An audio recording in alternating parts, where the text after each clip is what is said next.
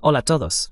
Hoy es jueves 13 de noviembre de 2025 y tenemos un invitado especial, el profesor Jacob Rapkin, que ha sido profesor de historia en la Universidad de Montreal desde 1973 y es miembro fundador de Voces Judías Independientes. Es un honor y un placer tenerte aquí, Anya. Gracias. Por favor, suscríbanse y denle al botón de me gusta para ayudarnos a llegar a más gente. Permíteme empezar con tu libro, que se publicó en septiembre de 2025, si no me equivoco. Trata sobre, déjame mostrarlo a nuestra audiencia, Israel y Palestina, y el rechazo judío al sionismo.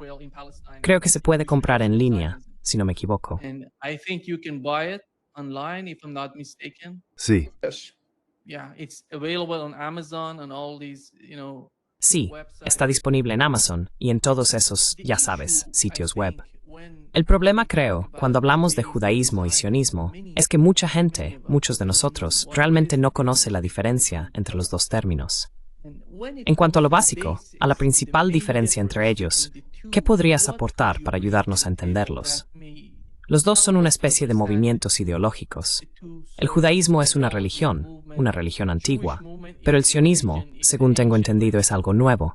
Pero tú estás abordando eso.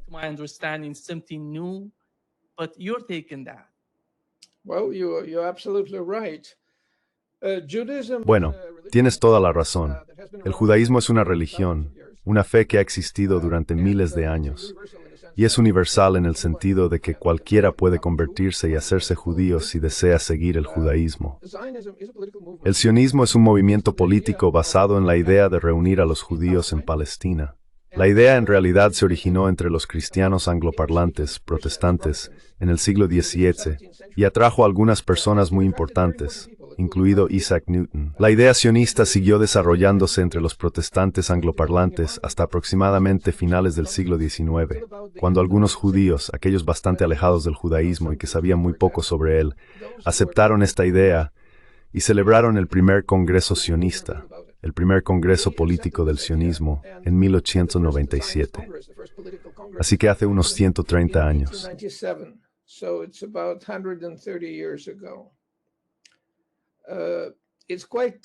Es muy revelador que el primer congreso se celebrara en Basilea, Suiza, que no tenía una gran comunidad judía, y desde luego no la tenía en aquel entonces.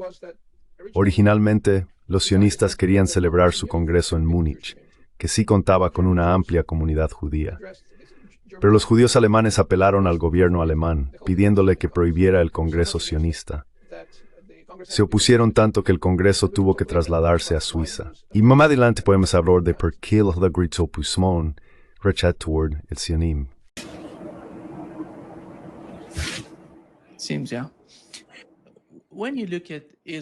Parece que sí. Cuando miras a Israel, hoy en día, porque digan lo que digan, Netanyahu y su administración, todo gira en torno a quien esté a favor del judaísmo, a favor de un Estado llamado Israel, el Estado del pueblo judío.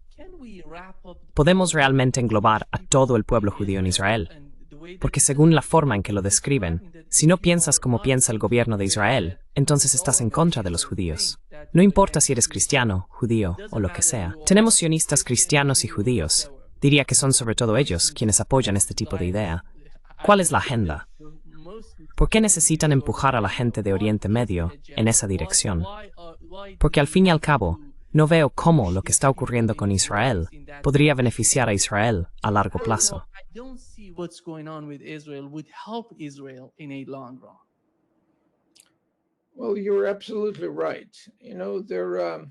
Bueno, tienes toda la razón. Sabes, hay decenas de millones de sionistas cristianos y hay unos 14 millones de judíos en total, incluidos bebés y ancianos. Así que la idea de reunir a los judíos en Palestina en el actual Estado de Israel es en gran medida promovida por los sionistas cristianos. Ahora bien, ¿por qué es importante esto para los sionistas cristianos en particular? Porque como en el siglo XVI, igual que hoy, creen que al reunir a los judíos en Tierra Santa van a acelerar la segunda venida de Jesucristo, la segunda venida del Mesías. Y eso les motiva a defender el Estado de Israel, esté bien o mal.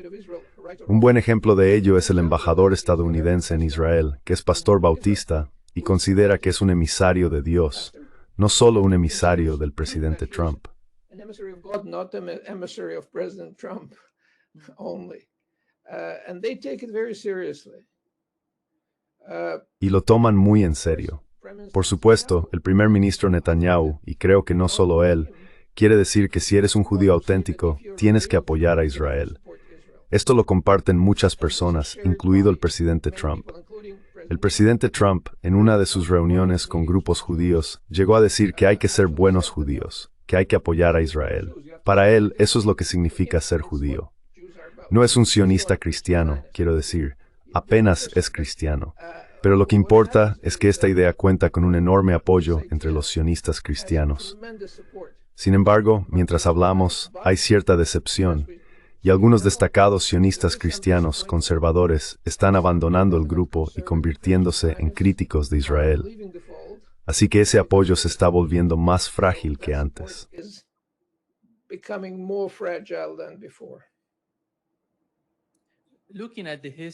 Mirando la historia, en tu opinión, ¿muestra el registro histórico que los líderes sionistas anticiparon o incluso planearon el desplazamiento de los palestinos desde el principio?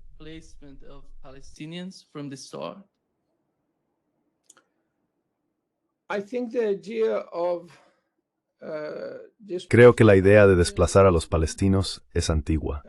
Se remonta a aquella fórmula que era completamente errónea pero muy popular, de una tierra sin pueblo para un pueblo sin tierra. Pues bien, tierra sin pueblo significa exactamente eso. Y podemos ver que los británicos que apoyaron la idea sionista en 1917 y en la década de 1920, escribieron abiertamente que no les preocupaban las opiniones de unos pocos cientos de miles de árabes que casualmente vivían allí. Ya sabes, la expresión era casualmente vivían allí, como si realmente no pertenecieran y la tierra debiera pertenecer a los judíos. Y esa es una actitud muy propia del sionismo cristiano, que por cierto, el primer ministro Netanyahu supo movilizar con gran éxito.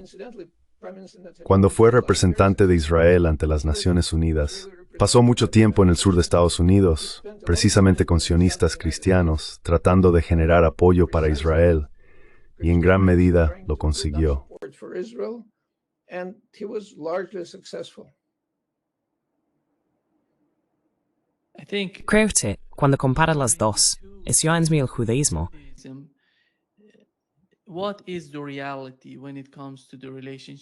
¿Cuál es la realidad en lo que respecta a la relación entre ambos y cuál es el mito en el mundo actual del que quizá no seamos conscientes? Pues bien, como he dicho, uno es una religión y el otro es un movimiento político. Así que cuando el gobierno israelí y los círculos sionistas acusan de antisemitismo a quienes critican a Israel, es completamente incorrecto, porque el antisemitismo consiste en rechazar a los judíos por ser judíos, simplemente por serlo.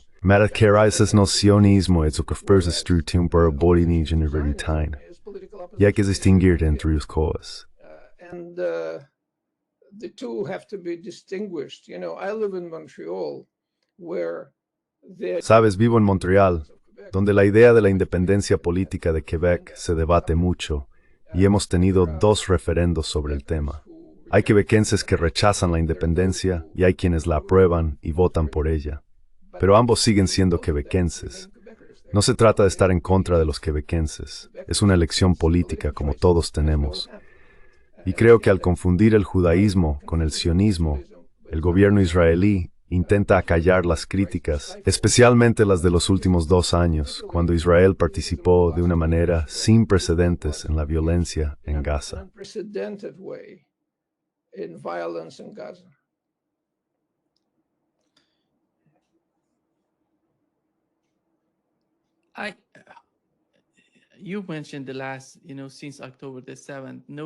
Mencionaste que desde el 7 de octubre nadie puede argumentar que lo que ha ocurrido en Gaza, en ningún sentido o aspecto, haya beneficiado a Israel o fortalecido la posición de Netanyahu y su gobierno.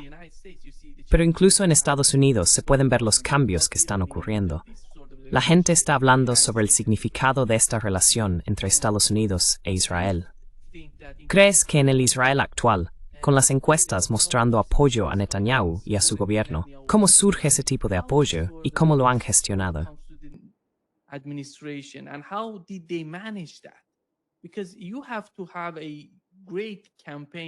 Porque hay que tener una gran campaña para convencer a la gente de que lo que estás haciendo es lo correcto para su futuro.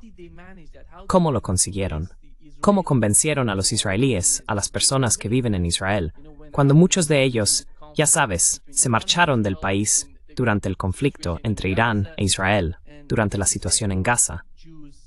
Muchos judíos laicos se fueron a Chipre, pero aún así, los que se quedaron en Israel apoyaban a Netanyahu. ¿Cómo ocurrió eso? Tame ese apoyo por parte de la gente en Israel.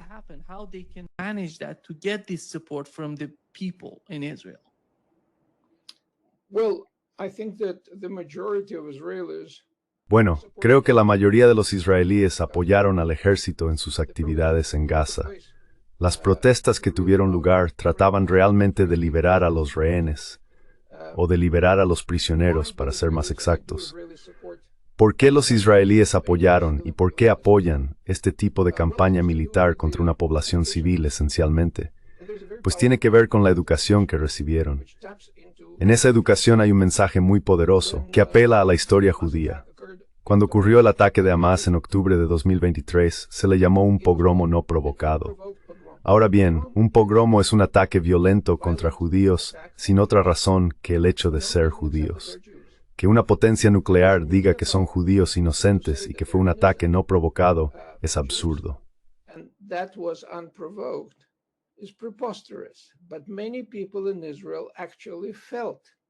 Pero muchas personas en Israel en realidad sentían que no habíamos hecho nada malo, y de repente nos atacaron.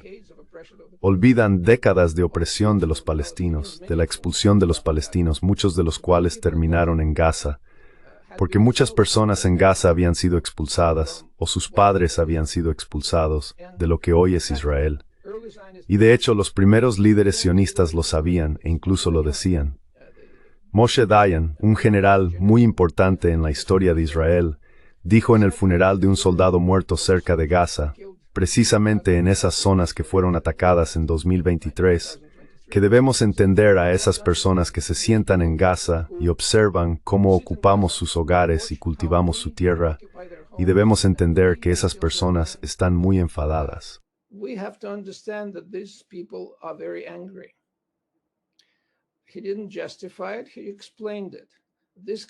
No lo justificó, lo explicó.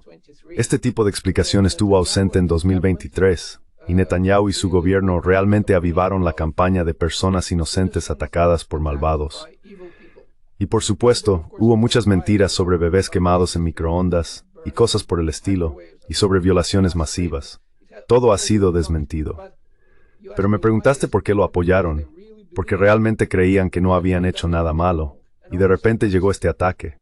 Así que desde virtually así que biz actually the sign former in bracelet you that very small Of the harm done to the Palestinians.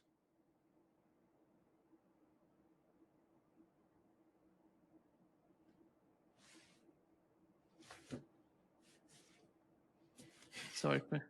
Your book argues that Lo siento. Tu libro sostiene que el sionismo fue una ruptura radical con el judaísmo tradicional.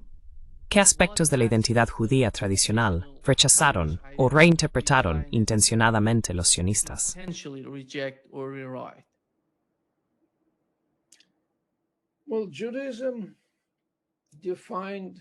Bueno, el judaísmo definió a los judíos durante miles de años. ¿Qué exigía el judaísmo a los judíos? Al igual que el Islam, que en cierto modo es una rama del judaísmo que se separó en un momento dado, el judaísmo exigía observar los mandamientos, seguir la voluntad divina. Así que el judaísmo consiste en seguir los mandamientos e intentar vivir una vida correcta según lo definido en las fuentes judías. Era una identidad religiosa. El sionismo quiso transformar esta identidad religiosa en una identidad nacional, básicamente inspirada en la Europa del Este y Central de finales del siglo XIX. En Europa del Este y Central, todavía hoy de hecho, el nacionalismo étnico era y sigue siendo muy importante. El nacionalismo étnico fue el modelo para quienes aceptaron la idea sionista, porque hay que entender que los fundadores del sionismo procedían de Europa Central, Theodor Herzl y sus amigos. Pero los colonos sionistas que fueron a Palestina desde el siglo XX procedían del Imperio Ruso. of the 20th century went there from the Russian Empire. And the Russian Empire had many Y el Imperio Ruso tenía muchas minorías, ucranianos, polacos, lituanos, muchos de los cuales tenían una identidad nacional y lucharon por su independencia del imperio. Los judíos sionistas modelaron su identidad siguiendo este ejemplo. Ahora bien, ¿por qué lo hicieron? Porque para aquellos judíos que aceptaron el sionismo en el Imperio Ruso, en realidad había muy pocas opciones. El imperio no permitía a los judíos trasladarse a las grandes ciudades, salvo algunas excepciones, comerciantes muy ricos, médicos y así sucesivamente. Así que estos judíos ya no observaban los mandamientos, ya no eran judíos religiosos, pero no podían mudarse a ningún lugar fuera de la zona de asentamiento, que era el área de las actuales repúblicas bálticas, Bielorrusia, Ucrania y Moldavia. Allí es donde vivían. Ukraine, Moldova, so that's where they lived. And if a French Jew lost Y si un judío francés perdía el interés por el judaísmo y decidía dejarlo todo, podía mudarse a París, cambiarse el nombre, casarse con una católica y desaparecer como judío. Los judíos rusos no tenían esa opción, estaban atrapados en la zona de asentamiento. Reconceptualizaron su identidad como una identidad nacional, al igual que los ucranianos y los polacos, y así sucesivamente. De eso trataba la identidad sionista o la nueva identidad judía.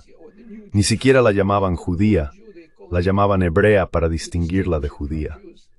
Ahora los términos se usan indistintamente, pero en las décadas de 1920 y 1930, la nueva identidad sionista era una identidad hebrea. Hablaban de Tel Aviv como una ciudad hebrea, en contraste con las ciudades judías, porque querían destacar que el nuevo hebreo debía ser fuerte, musculoso, valiente, intrépido, todo lo contrario del judío tradicional, tal como lo representaban. opposite of the traditional Jew as they painted it. There is a Hay una cita en mi libro de Jabotinsky, uno de los fundadores del sionismo. Escribió un artículo, creo que a comienzos del siglo XX, en el que dice que querían un nuevo hebreo que fuera todo lo contrario a un judío. Para él estaba muy claro que su modelo del nuevo hebreo era lo opuesto al judío tradicional, al que retrataban como débil, conciliador y así sucesivamente. Podría decirse que el sionismo tiene una enorme cantidad de autoodio. ¿Quieres cambiar a tu pueblo? ¿Quieres transformarte en otra cosa porque no te gusta? Porque odias lo que eres. ¿Quieres convertirte en algo distinto? Y creo que esta es una dimensión muy importante del sionismo. Lucharon con mucha fuerza contra su lengua materna, el yiddish, porque en la zona de asentamiento la mayoría de ellos hablaba yiddish. most of them spoke Yiddish. In Zionist circles, they spoke. En los círculos sionistas se hablaba hebreo moderno, y hubo una lucha tremenda contra el yiddish. Ahora se ha acabado. El hebreo ha ganado. El yiddish puede enseñarse en las universidades como una especie de lengua muerta, pero no está muerta, por supuesto. El yiddish lo hablan judíos religiosos en todo el mundo. En Montreal, por ejemplo, hay quizá 30,000 judíos hasídicos que hablan yiddish en su vida cotidiana, también en Israel y en Estados Unidos. Así que la antigua identidad judía sigue existiendo. Y por eso en Israel hay tanto rechazo, tanto desprecio hacia esos judíos tradicionales que visten de negro y blanco, y además, como sabes, rechazan el servicio militar. They reject military service. They don't want to go to the army. No quieren ir al ejército. Así que para muchos israelíes, y esto lo puedo entender, eso es inaceptable. Ya sabes, viven en el país, reciben prestaciones del Estado de Israel, subsidios por hijos y otros, y no quieren servir en el ejército. Así que para muchos israelíes no está muy claro. Cuando se publicó en hebreo en Israel mi otro libro sobre la oposición judía al sionismo, mi editor me llamó cuando llegué para la presentación. Me dijo, ¿has organizado esto? Yo le respondí, ¿el qué? Y él dijo, mira, enciende la televisión. Así que encendí la televisión. Open the television. So I opened the television. There was a huge demonstration against military service. Hubo una gran manifestación contra el servicio militar por parte de estos judíos vestidos de negro y blanco. Y por supuesto los periodistas israelíes me preguntaron después, ¿por qué no quieren ir al ejército? ¿Por qué? No podían entender que rechazar el servicio militar tiene que ver con rechazar el sionismo, porque estas personas no quieren formar parte de la sociedad israelí laica. Y hasta el día de hoy es un tema muy problemático en Israel. Es que minor de los llamados judíos ultraortodoxos en el ejército. La gran mayoría es latter entels querido. Vast majority say we prefer to go to jail rather than to the army.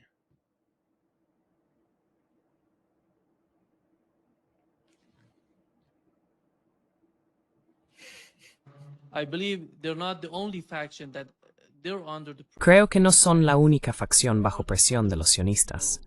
Hay otras partes de la sociedad judía que también sienten esa presión. ¿Qué tipos de presión, censura o castigo social han enfrentado históricamente los judíos antisionistas dentro de sus propias comunidades? historically faced within their own communities?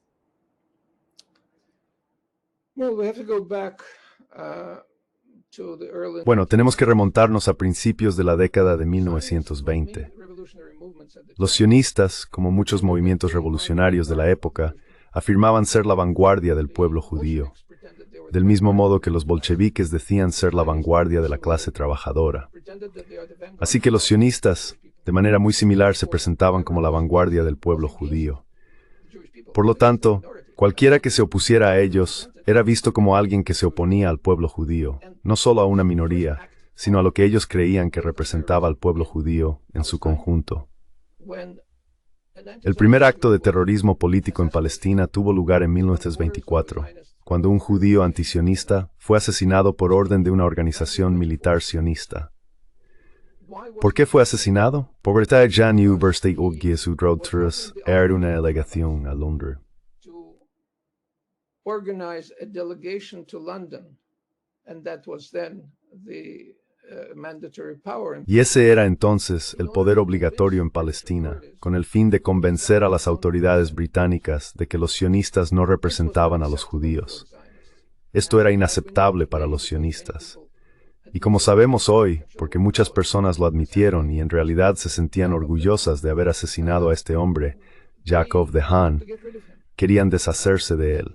Debemos recordar que el terror político llegó a Palestina con estos colonos sionistas a comienzos del siglo XX, muchos de los cuales habían participado en el movimiento revolucionario ruso, en asesinatos clandestinos de autoridades imperiales y así sucesivamente.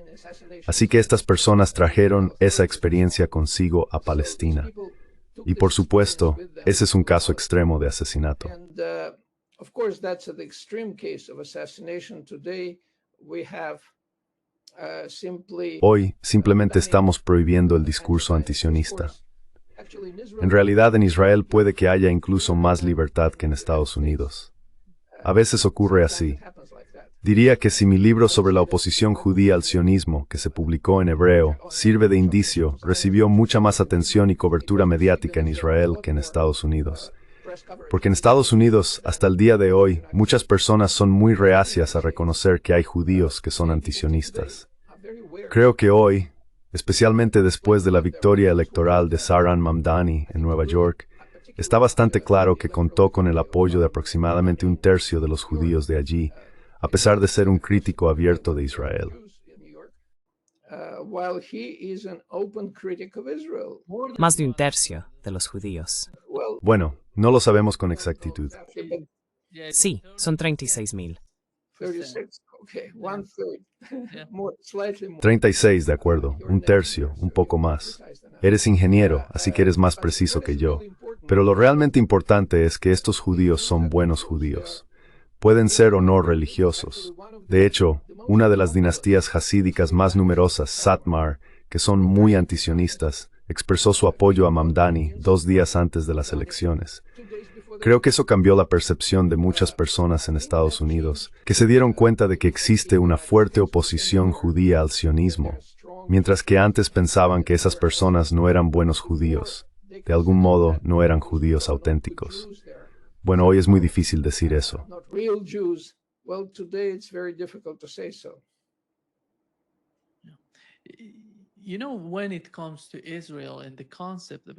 Sabes, cuando se trata de Israel y del concepto de Israel, parece que, como sabes, el libro del expresidente estadounidense Carter hablaba del apartheid. Incluso si miras a uno de los peores enemigos de Israel, como lo considera Netanyahu, Irán, cada vez que él habla, Irán es el principal enemigo en Oriente Medio. Pero si observas a Irán hoy, verás que el pueblo judío ha sido parte de la cultura iraní durante muchos años, junto con cristianos, musulmanes y zoroastrianos, todos juntos. Muslims, Zoroastrians, all together. But they want to create, even considering Pero quieren crear, bueno, incluso teniendo en cuenta la estructura de Oriente Medio, hay que considerar a todas esas personas de diferentes religiones que han convivido durante tanto tiempo. Y luego se introduce el concepto de un Estado basado en la religión. Eso no funcionaría. No sé cuál es el concepto, ni cómo creen que pueden lograrlo. ¿Existe, en tu opinión, alguna posibilidad de conseguirlo sin crear un estado de apartheid, como han intentado hacer durante tanto tiempo, desde 1948 o incluso antes? ¿Qué es lo que realmente quieren lograr? ¿Es siquiera posible alcanzar los objetivos que tienen en mente?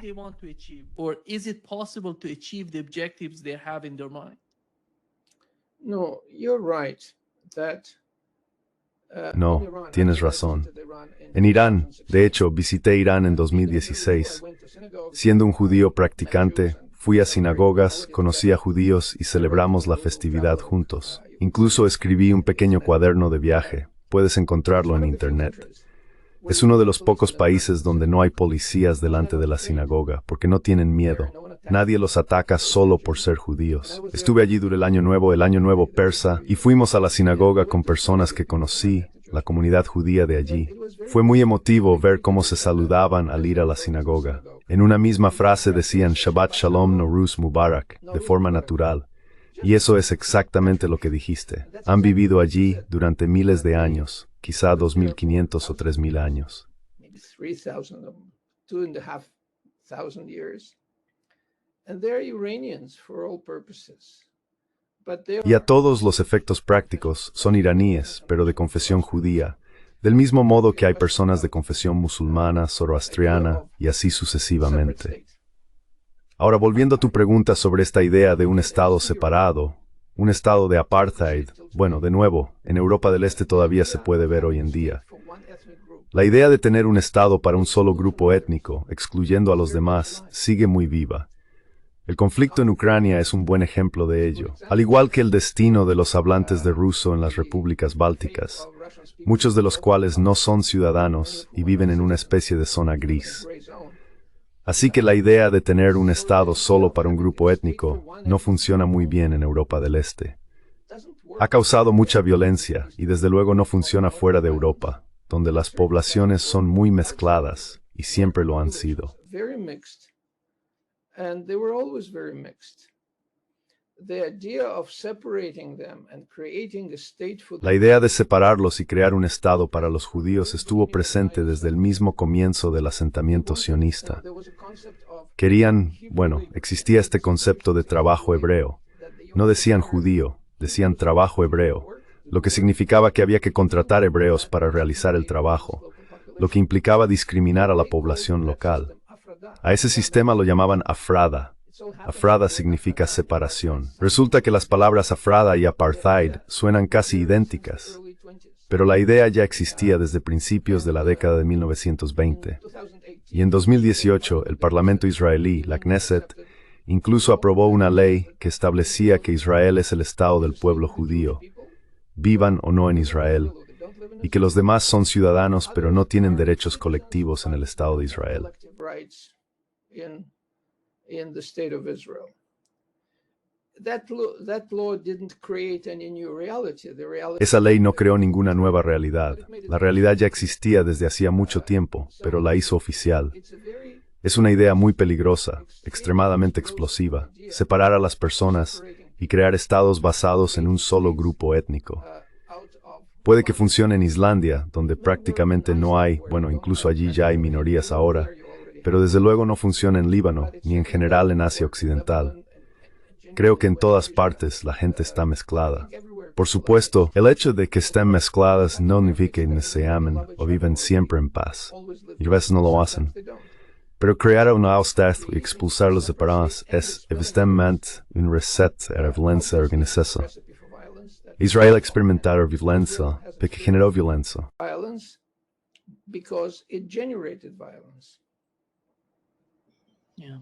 You mentioned the West Asia. I think the West Sí, Asia is the original mencionaste of all Asia the Occidental. prophets. You know, that's Creo why que Asia Occidental es el origen de todos los I would say profetas. brothers and sisters Sabes, fighting por eso over ves a todos estos, diría, hermanos y hermanas peleando entre sí, y nadie sabe realmente qué significa eso. the support coming Pero from the United geopolíticamente, States and Israel. cuando ves el apoyo que viene de Estados Unidos hacia Israel para ayudar a estos sionistas radicales, ¿cuál es la naturaleza, como estudioso judío, As a Jewish como alguien que estudia lo que ocurre con el Estado de Israel? ¿Cómo evalúas la relación entre Estados Unidos e Israel hoy en día? do you evaluate the relationship between the United States and Israel today? Well, the United States and Israel are very much connected. Bueno, Estados Unidos e Israel están muy conectados. Como dijo una vez el profesor Mearsheimer, le gusta repetir esa frase, están unidos por la cadera. Israel es y ha sido un puesto avanzado de la civilización europea en Asia Occidental. El libro fundacional del sionismo, escrito por Theodor Herzl, lo dice muy claramente. Será una barrera contra la barbarie asiática, y así sucesivamente. Es un discurso colonial normal de principios del siglo XX, finales del XIX. Hay que recordar que colonial no era una palabra negativa entonces. Las potencias europeas practicaban el colonialismo en todo el mundo, y los judíos, los sionistas, se unieron a esa empresa, de alguna manera. No veían nada malo en colonizar otro país. And they saw nothing wrong about colonizing another country. So the idea Así que la idea de tener un Estado separado no era algo particularmente nuevo. Ese Estado estaba destinado inicialmente a ser un puesto avanzado de la influencia británica cuando Gran Bretaña era una gran potencia. an outpost of Luego Estados Unidos se convirtió en la gran potencia después de la Segunda Guerra Mundial, e Israel pasó a estar muy vinculado a Estados Unidos. Israel No de inmediato, very por much cierto. attached to the United States. Not right away. El verdadero cambio llegó, creo, en la década de 1970, especialmente durante la Guerra de Octubre de 1963, cuando los suministros estadounidenses realmente salvaron a Israel de la derrota. Really saved Israel from Esa dependencia de Estados Unidos ha continuado, de hecho, hasta el día de hoy. United States continued Se vio que las fuerzas estadounidenses, con la ayuda de británicos, franceses, jordanos, egipcios y saudíes, derribaban misiles iraníes dirigidos contra Israel. shooting down Iranian missiles directed at Israel. So Israel is supported by Así que Israel cuenta con el apoyo de una coalición muy importante en torno a Estados Unidos. within the United States. Y dentro de Estados Unidos existe un electorado de sionistas cristianos, muchos de los cuales apoyan a Israel más de lo que apoyan a su propio país. United States En Estados Unidos, a este grupo a veces se le llama los que ponen a Israel primero, una expresión que apareció a finales del siglo XX. Para ellos, Israel es lo primero. Y creo que incluso hubo varios senadores que dijeron, si estás en contra de Israel, estás en contra de Dios. No conozco ningún movimiento político en el que este tipo de entusiasmo se exprese de forma tan explícita. Así que en Estados Unidos el apoyo proviene del lobby sionista, tanto cristiano como judío. States support is coming from the Zionist lobby, which is Christian and Jewish. And also, you have to understand Y también hay que entender que Israel se ha convertido en una fuente muy importante de apoyo, vigilancia y tecnología militar. and in today's En el mundo actual, donde la polarización entre los ricos y los pobres se vuelve cada vez más aguda, las clases dominantes necesitan este conocimiento y esta tecnología para controlar y vigilar a la población y para prevenir hechos violentos. control the population. Así que Israel, en ese sentido, también resulta muy útil. No solo como towards todo el occidentales y occidentales, de todas estas cantones, aunque se consideren muy eficaces en los palestinos durante varias décadas. Which are very good because they've been tested on the Palestinians for several decades. In that sense, Israel does to the En ese Palestinians sentido, what Israel hace con los palestinos lo que muchos políticos de derechas en Estados Unidos, Francia y Gran Bretaña quieren hacer con sus propios inmigrantes. Por eso los partidos y movimientos de derechas en Europa y Estados Unidos son muy pro-israelíes. Eso no significa que sean necesariamente pro-judíos, porque muchos de ellos tienen un pasado antisemita, pero sí son muy pro-israelíes. Y de nuevo, no hay nada nuevo en esto, porque Theodor Herzl escribió en su diario que los antisemitas serían nuestros mejores aliados. Y tenía razón, porque los antisemitas querían deshacerse de los judíos en Europa, y los sionistas querían llevar a esos judíos a Palestina. Así que hubo una confluencia de intereses. Espero que esta larga respuesta responda a su pregunta. I hope this long answer answers your question. Yeah, but I think that could help to understand because Sí, pero creo que eso podría ayudarnos a entender, porque mencionaste que el movimiento sionista comenzó en el Reino Unido. Pero recientemente hemos escuchado a la líder del Partido Conservador en el Reino Unido, Kemi Badenoch, decir que lo que está haciendo Israel están haciendo nuestro trabajo en Oriente Medio, y lo que está haciendo Ucrania, están haciendo el nuestro. ¿Cuál es esa agenda en tu opinión? ¿Quieren sacrificar a estas personas porque buscan conseguir algo? ¿Cuál es ese punto de vista?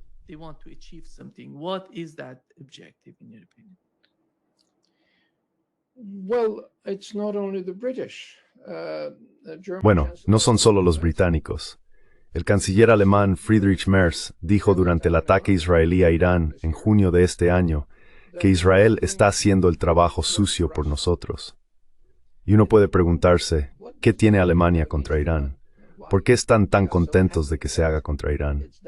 Creo que hay un racismo creciente en Europa y en Estados Unidos, y deberíamos recordar que el racismo ha caracterizado a la civilización europea durante siglos. Solo desde la década de 1960, el racismo se convirtió en una palabra negativa. Mira, en 1963 fue necesaria una división de paracaidistas estadounidenses para acompañar a una niña a la escuela en Estados Unidos porque el colegio estaba siendo desegregado.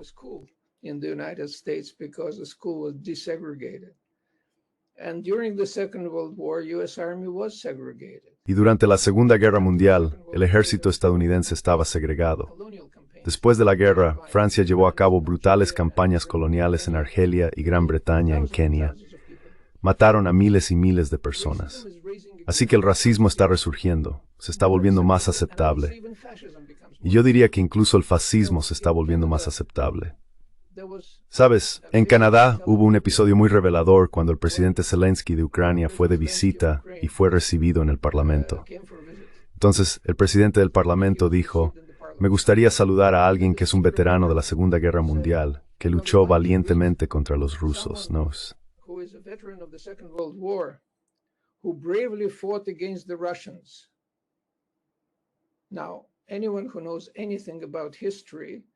Ahora bien, cualquiera que sepa algo de historia entendería de inmediato dónde se podía haber luchado contra los rusos durante la Segunda Guerra Mundial. Aparentemente, el presidente del Parlamento no lo sabía, y Zelensky no dijo nada. Por supuesto, enseguida se supo que era un antiguo miembro de las SS, y todo el Parlamento canadiense estaba aplaudiendo. Ahora bien, ¿por qué ocurrió esto? ¿Quién lo llevó allí, al Parlamento? Hay fuerzas poderosas en Canadá que quieren rehabilitar a los fascistas, diciendo que, bueno, eran aceptables, que hacían lo correcto, que luchaban contra los rusos. Así que la idea de encontrar un enemigo externo resulta muy atractiva. Mencionaste a Gran Bretaña.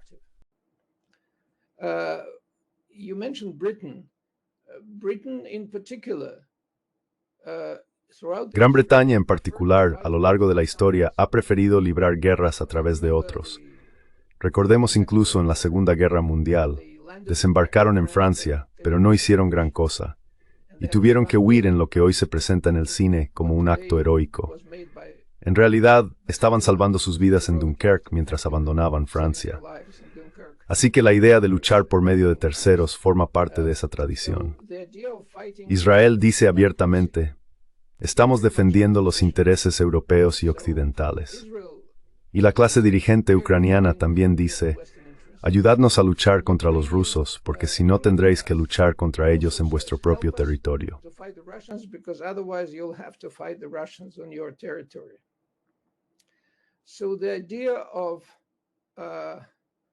Así que la idea de las guerras por poder no es nueva.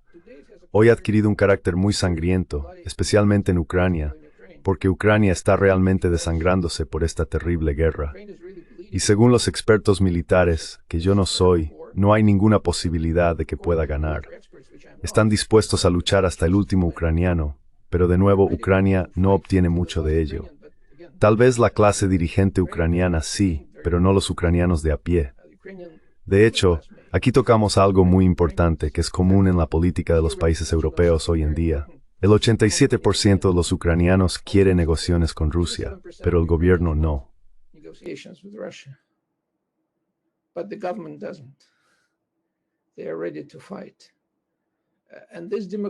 Están preparados para luchar, y este déficit democrático puede encontrarse en otros lugares del mundo occidental. Macron tiene un 11% de aprobación. Starmer está un poco mejor, pero no mucho, y están intentando librar una guerra. Macron, en particular, está dispuesto a enviar tropas a Ucrania. Está aumentando los presupuestos militares y recortando los sociales. Esto está ocurriendo en muchos países occidentales, incluido Canadá, por cierto. Pero no cuenta con apoyo democrático. La población no lo respalda. Pues bien, esta es la realidad del mundo occidental actual. Y estas guerras por una expresión de ello.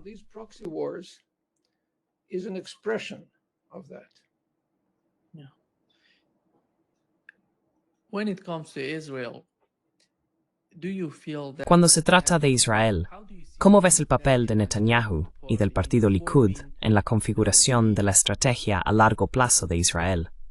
Porque tiene que existir algo que se llame una estrategia a largo plazo. ¿Cómo ves su papel en eso? How do you consider their role in that?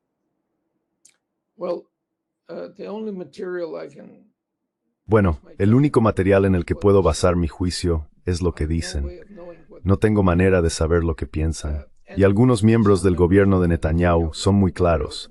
Quieren un Israel libre de palestinos. Quieren llevar a cabo una limpieza étnica total, tanto en Cisjordania como en Gaza, y tener un gran Israel más allá de las fronteras actuales. Ya sabes, Israel es un estado sin fronteras. Es muy interesante. Ningún gobierno israelí, ningún movimiento sionista antes del Estado dijo jamás qué tipo de fronteras querían. Siempre se referían a fronteras defendibles. Pero ¿qué son exactamente unas fronteras defendibles?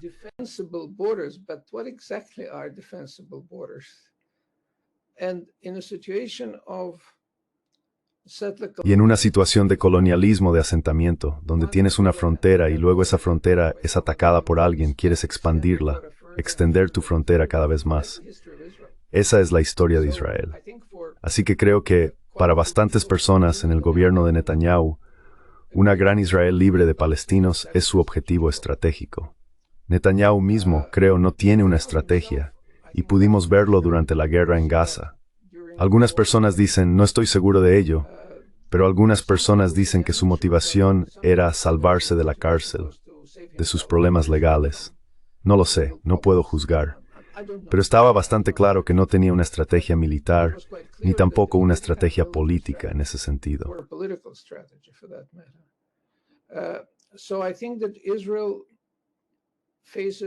Así que creo que Israel se enfrenta a una situación en la que esta crisis es tanto interna como externa, pero especialmente interna. Aunque la mayoría de los israelíes apoyaron al ejército en Gaza, no necesariamente apoyaron a Netanyahu. Había bastantes personas en su contra. Y como mencionaste al principio, ha habido bastante emigración desde Israel. Las personas que emigran suelen ser más jóvenes, más educadas, más avanzadas en su trabajo, por lo que eso no augura mucho para el país. Pero la ayuda de los círculos sionistas en Estados Unidos en particular es crucial en ese sentido. Se están enviando miles de millones de dólares a Israel.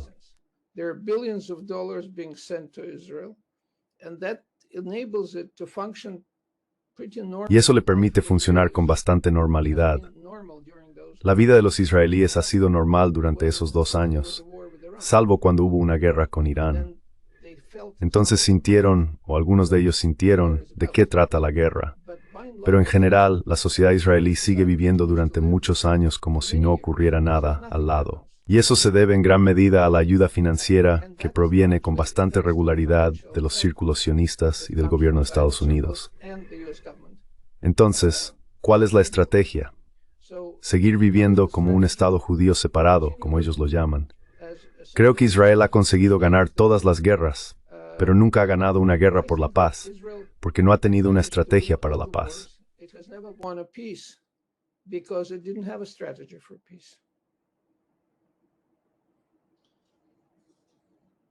Is Netanyahu planning, I don't know, before you mentioned ¿Está Netanyahu planeando algo? No lo the sé. reason that many people Antes mencionaste que mucha gente sostiene que Netanyahu quiere mantenerse en el poder continues with this sort of y que por eso sigue involucrándose en este tipo de conflictos, en nuevos conflictos. Pero antes de dejar su cargo en Israel, ¿crees que va a hacer algo porque quiere ser recordado en los libros de historia de Israel? because he wants to Quiere ser visto como una de las figuras más influyentes e importantes del país. ¿Qué crees que haría? Porque me da la impresión de que podría atacar a Irán otra vez, pero el resultado no le beneficiaría ni ayudaría a Israel. ¿De qué se trata eso? ¿Hasta qué punto llegaría para intentar involucrar a Estados Unidos en el conflicto? Algo que no parece posible, a juzgar por lo que hemos visto hasta ahora de la administración Trump. from what we've seen so far from the Trump administration. Well, I have no Bueno, no tengo ninguna idea de lo que piensa Netanyahu. No tengo ni idea de en qué está pensando. Solo repito lo que oigo y la gente dice que hay un posible ataque contra Irán, otro ataque contra Irán. No sé cómo resultaría eso para Israel, pero Netanyahu ya ha pasado a la historia. Es el primer ministro que más tiempo ha servido. Bajo su liderazgo, Israel ha cambiado de manera bastante significativa. Bajo su liderazgo, muchos miembros de su gobierno dicen abiertamente que son fascistas, sin dudarlo. Así que esto es algo nuevo y bastante importante. Creo que su lugar en la historia está garantizado, diría yo. Igual que ya sabes, el de Mussolini también lo está. Las personas que se recuerdan en la historia no son necesariamente buenas personas, y Netanyahu puede ser una de ellas. En cuanto a las perspectivas militares de una guerra con Irán, de nuevo, no soy un experto militar. No puedo decirlo. Lo que oigo es que Irán está preparado para eso, pero no tengo manera. There's no way for me to judge it. Just before wrapping up, if you Justo antes de terminar, su libro trata sobre el rechazo judío al sionismo. Si tuviera que resumir el tema principal, el objetivo principal de su libro, ¿qué diría que podría ayudarnos a mí y a nuestra audiencia, a las personas que nos están viendo, a comprender su propósito principal? people who are watching us to understand the main goal of your book? It's a very short book. Es un libro muy breve y muy accesible en cuanto a la información que contiene. Ayuda a la gente a comprender y encontrar respuestas a las preguntas que planteaste al principio de nuestro programa. Es decir, ¿cuál es la diferencia entre judaísmo y sionismo? ¿Cuándo apareció el sionismo? ¿Qué es el sionismo y qué es el judaísmo? Todas estas cuestiones, en mi opinión, están explicadas con bastante claridad en el libro.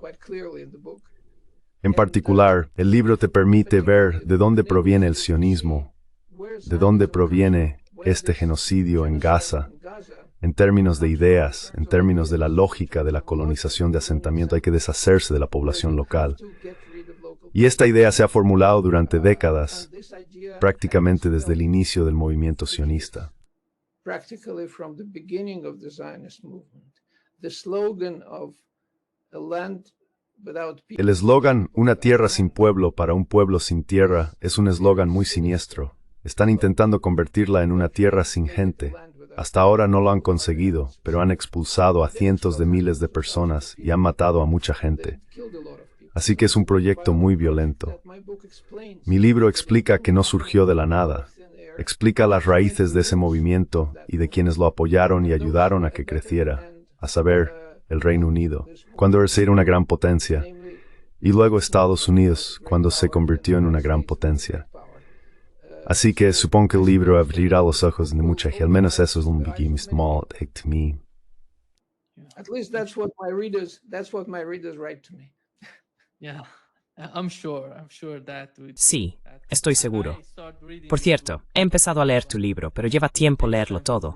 Aún así, estoy muy contento de tener tu libro y de estar leyéndolo. Es un gran placer. Fue un gran placer tenerte en este podcast porque necesitamos hablar entre nosotros, personas de todo el mundo. Necesitamos hablar entre nosotros y oponernos al colonialismo, al racismo y al fascismo. Estos son, en mi opinión, los principales enemigos de la humanidad. Y estás haciendo un gran trabajo en esa dirección. Y estoy agradecido de que hayas creado esta oportunidad para explicar ciertas cosas. Y espero que no sea la última vez que nos veamos. No, vamos a hablar contigo una y otra vez. Muchas gracias, Yakov. Gracias. Adiós. Que lo pases muy bien allí.